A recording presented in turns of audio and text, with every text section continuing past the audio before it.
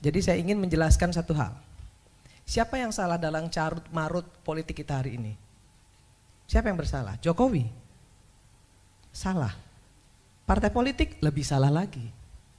Partai politik yang menjadi akar permasalahan seluruh ya kericuhan yang ada di negeri ini. Kenapa? Pragmatis. Nggak ada yang nggak pragmatis. Semua partai politik korupsi. Betul nggak? Kita nggak usah tutup-tutupin itu. Golkar pernah nggak jadi oposisi? Nggak pernah. Di dalam terus kok. Maunya aman-aman aja. PDIP ini bagusnya jadi oposisi dia bagus. Tapi ketika dia menang dia nggak bagus. Karena ketika dia sebentar. Karena ketika dia menang dia diam seperti kura-kura. Tapi ketika dia kalah baru dia menjadi betul-betul jadi wong cilik. Itu pendapat saya. Soal kecurangan-kecurangan yang ada yang tadi dikasih tahu Mbak Bibip dan lain sebagainya hari ini di sini saya buka. Saya pelaku. Saya adalah caleg. Saya harus keluarkan uang sekian miliar untuk bisa duduk. Yang seperti Pak JK bilang tadi betul. Tapi saya apresiasi sekali tadi Pak JK bilang kita bukan untuk menang-menangan. Kita mau cari solusi kan hari ini di sini. Bagaimana election kita ke depan ini harus lebih baik. Kan itu intinya. Kalau itu yang mau kita lakukan, perbaiki partai politik kita.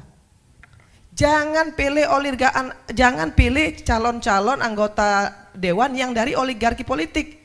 Jangan endorse pengusaha-pengusaha kotor untuk masuk di parlemen. Jangan endorse pelecehan seksual, pecandu narkoba, koruptor, masuk semua. Semua kenapa? Semua karena mengejar elektoral 4%. Siapapun yang bisa bawa kursi silakan masuk. Asal bisa bawa kursi, itu yang merusak Pak JK. Jadi jangan juga PDIP mau ngomong bahwa yang salah itu semua Jokowi. Enggak, kita semua salah. Saya sebagai orang partai politik, saya sebagai salah satu pimpinan di Nasdem, saya bilang partai politik yang paling salah. Yang mengendorse si Samsul siapa? Partai politik. Lah, yang ngendorse Samsul itu kan partai politik. Bapaknya senang-senang aja di endorse. Terus Pak PDIP misalnya bilang Jokowi pengkhianat, mengkhianati PDIP. Lah kalau memang mau membenahi election ini, nggak perlu dong ribut-ribut. Jokowi nggak lagi bersama dengan PDIP, nggak perlu. Cuek aja, PDIP juga bisa kok. Kan itu harusnya. Tapi kan PDIP ribut. Kenapa Jokowi minggat dari PDIP? Kan itu adik-adikku. Dan jangan mau juga yang mahasiswa hari ini ditantang-tantangin untuk turun ke jalan, kemudian jadi korban, jangan mau. Belalah harkat martabat rakyat. Anda semua adik-adikku, anak-anakku, berdiri di depan untuk rakyat. Bukan untuk partai politik. Bukan untuk partai politik. Bukan untuk kekuasaan, nggak usah. Ada satu yang ingin saya sampaikan. Pemerintah yang absolut, terlalu absolut, dia pasti diktator. Maka kemudian harus ada oposisi. Harus ada, wajib.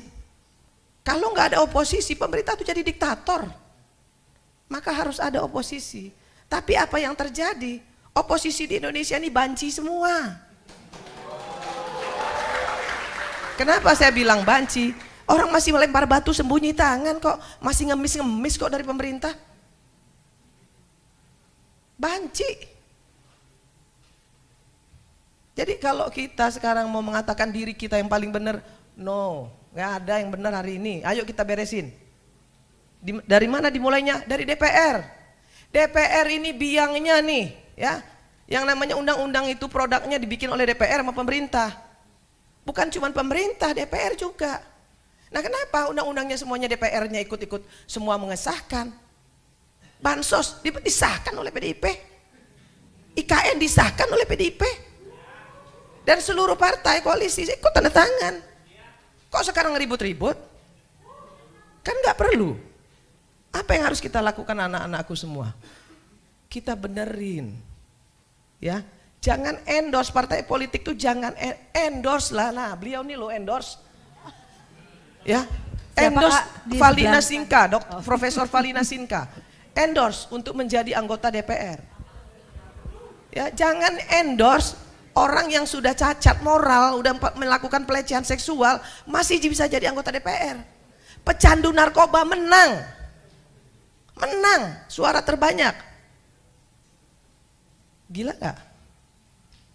Di dapil saya nih sekarang hari ini, kalau dikatakan pemilu ini curang, semua partai politik curang. Kenapa? Loh, gak ada yang gak curang, bos. PDIP punya bupati, Nasdem punya bupati, PAN punya bupati, semua partai politik punya bupati, dan mereka semua bisa nunjuk KPPS kok. Dan KPPS itu membela partainya masing-masing semua. Mohon maaf, bos. Mohon maaf, bos ya. Semua itu fakta, anak-anakku, itu fakta, nak. Itu fakta. Semua KPPS ya, itu ditunjuk oleh bupati, ditunjuk oleh camat. Mungkin kecuali beliau enggak kali ya. Tapi kalau yang lain iya. Maka kemudian yang dilakukan apa? Ya perintah bosnya. Perintah yang nunjuknya. Tahu nggak sih kalau mau jadi komisioner KPU itu berapa bayarannya? Mahal. Sampai dengan 500 juta mau jadi komisioner kabupaten. Mau jadi KPPS berapa? Ada duitnya. Nah, kalau semua itu seperti itu, terus kita mau ngomong, ya, mau ngomong pemerintah aja yang mau kita salahkan, nggak bisa, bos.